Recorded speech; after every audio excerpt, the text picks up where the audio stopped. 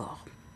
Dans un tout autre domaine, priorité aux économies, c'est à la SLN. Après 9 milliards 900 millions en 2016, c'est 7 milliards 200 millions que l'entreprise ambitionne d'économiser en 2017, un objectif incontournable pour l'entreprise qui doit absolument réduire son coût de production du nickel pour résister à la concurrence chinoise et à la baisse du prix du métal. Reportage Olivier Jenoine, Nicolas Fasquelle.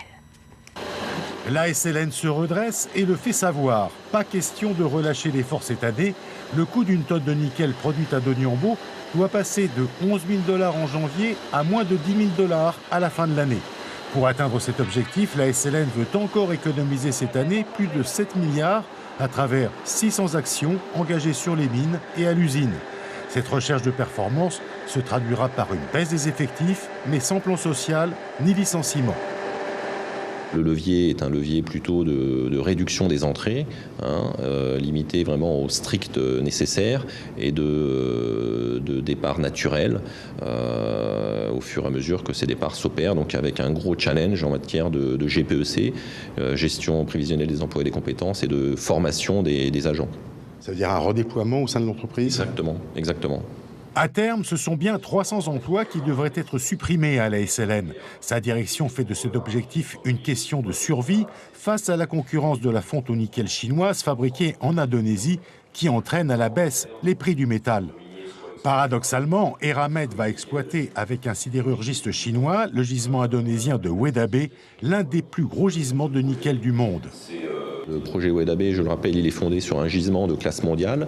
Ce gisement va être exploité, une mine permettra d'exploiter ce gisement et le minerai ira dans une extension de l'usine donc, du partenaire chinois Tsingshan.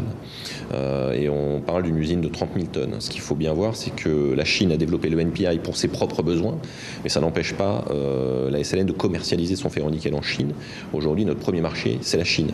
Donc il n'y a pas de concurrence entre les deux produits, ce sont des produits complémentaires.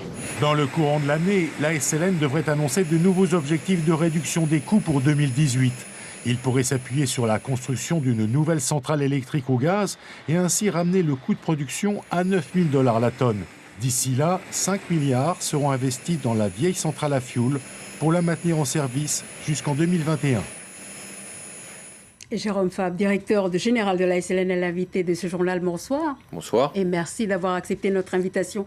On a bien compris que réduire les coûts de production pour rester compétitif reste le défi majeur de la société. Mais après 9 milliards d'économies l'an dernier, comment comptez-vous maintenir auprès de l'ensemble de vos salariés l'objectif de 7 milliards 200 millions pour 2017 ? Alors tout ça est en fait cohérent, c'est notre feuille de route qu'on a présentée en mai dernier, notre plan SLN 2018. Donc on continue, je voulais souligner effectivement le bilan 2016 qui est très positif.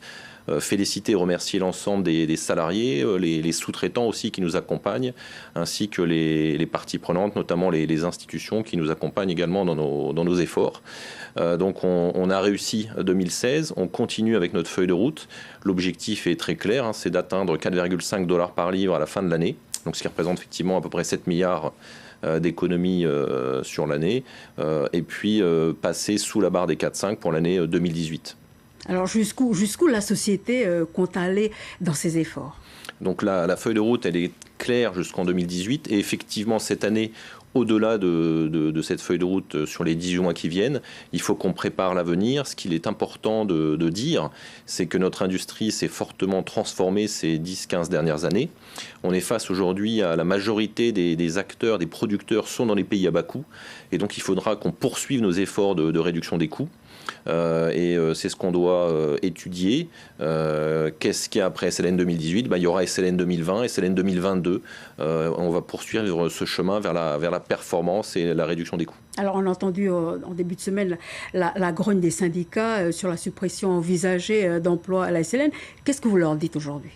Alors les syndicats à la SLN, je dirais, on dialogue avec eux dans le cadre des CCE et des différents comités d'établissement. Donc on a un dialogue social extrêmement riche, nourri.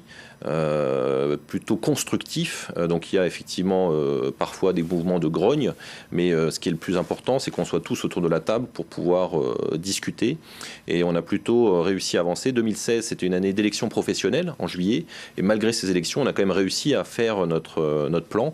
Donc c'est une très bonne chose. Moi, je considère qu'on a plutôt un dialogue social mature à la SLN, et je rends hommage à la qualité du dialogue social qu'on a. Pour moi, c'est un facteur clé de succès de la SLN. Jérôme Frappe, je vous remercie. Merci. Dans un tout autre domaine.